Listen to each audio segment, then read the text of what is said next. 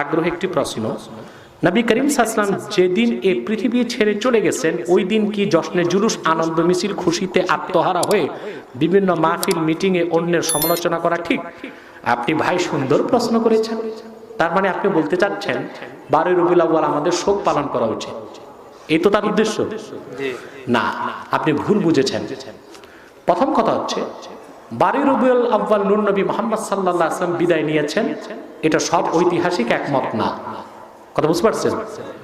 কিন্তু রবিউল আউয়াল মুহাম্মদ সাল্লাল্লাহু আলাইহি ওয়াসাল্লাম আগমন করেছেন, ইবনে ইসহাক, ইবনে হিশাম সহ পৃথিবীর শ্রেষ্ঠ সিরাত প্রণেতাগণ একমত। তর্কের খাতিরে মেনেই নিলাম আমার নূর নবী মুহাম্মদ সাল্লাল্লাহু আলাইহি ওয়াসাল্লাম 12 রবিউল আউয়াল বিদায় নিয়েছেন, কিন্তু তাই বলে শোক করা যাবে না। কারণ শোক করা হয় সাধারণ মানুষ মরে গেলে, আল্লাহ রাসূল সাধারণ ছিলেন না, তিনি হায়াতুল নবী।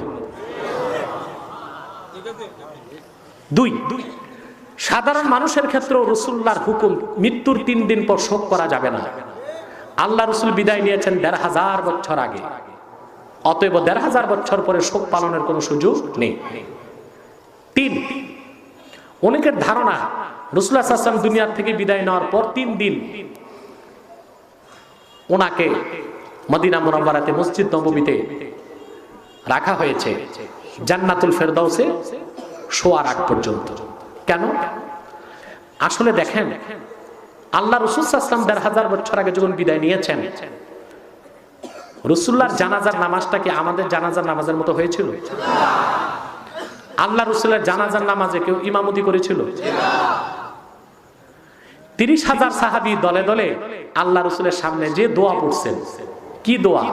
আমরা মরলে দোয়া পড়া হয় আল্লাহুম্মা গফিরলি হাইয়িনা ওয়া মাইয়িতিনা ওয়া শাহিদিনা ওয়া গায়িবিনা, আল্লাহ আমাদেরকে মাফ করো, গুনাহ মাফ করো, যারা উপস্থিত অনুপস্থিত, ইসলামের উপর ঈমানের উপর মৃত্যু দাও, ইসলামের উপর রাখো, এগুলো বলি আমরা। রাসূলুল্লাহর সামনে কোন দোয়া পড়া হয়েছিল বলতে পারেন? তো মিয়া সাহেব প্রশ্ন করেন কই, একটু বুঝাশুনা করেন। 30,000 সাহাবী, নর নারী বাচ্চা, নূর নবী মুহাম্মদ সাল্লাল্লাহু আলাইহি ওয়াসাল্লামের সামনে দাঁড়িয়ে শুধু দরুদ সালাম পড়ছেন।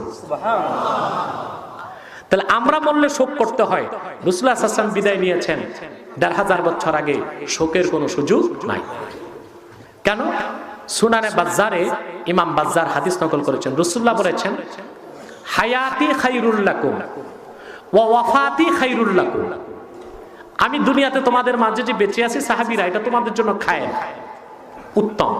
আর আমি বিদায় নিলেও তোমাদের দুঃখ, শোক বা চিন্তার কোনো কারণ নাই, কারণ আমি মুহাম্মদ হায়াতুন নবী।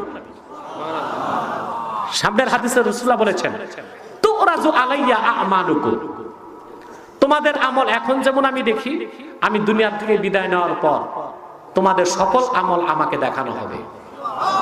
ফামা রাআইতু মিন খাইরিন ফাহামিদতুল্লাহ আলাইহি, যখন দেখবো তোমরা ভালো কাজ করছো আমি আল্লাহর প্রশংসা করব। ওমা রাআইতু মিন শাররিন ফাস্তাগফারতুল্লাহ লাকুম, যখন দেখবো তোমরা গুনার কাজ করো তা আমি রাসূল নিজে জান্নাতুল ফেরদৌস রওজা মুবারক থেকে তোমাদের জন্য গুনাহ মাফের দোয়া আল্লাহর কাছে করব। তাহলে রাসূলুল্লাহ সাল্লাল্লাহু আলাইহি ওয়াসাল্লাম বিদায় নেবার কারণে শোক করতে আল্লাহ রাসূল নিজেই নিষেধ করে গেছেন। কথা বলেন? জি। কথা বুঝতে পারছেন? পঞ্চম কারণ, আল্লাহর হুকুম হচ্ছে নেয়ামতের প্রশংসা করা আর মুসিবত বা শোক ঢেকে রাখা। আল্লাহ বলছেন না, হ্যাঁ, যে যখন মুসিবত বা কষ্ট পাও তো সবর করো, প্রকাশ করো না, কিন্তু নেয়ামত পাইলে প্রশংসা করো। ঠিক কিনা? নূর নবী মুহাম্মদ সাল্লাল্লাহু আলাইহি ওয়াসাল্লামের আগমনের কথা স্মরণ করে সেই জন্য আমরা 12 রবিউল আউয়াল আনন্দের প্রকাশই করি, শোক প্রকাশের কোনো সুযোগ নাই। উত্তর হয়েছে? উত্তর তো অবশ্যই হয়েছে। যদি মনে করেন হয় নাই তা আপনার মাথায় সমস্যা আছে।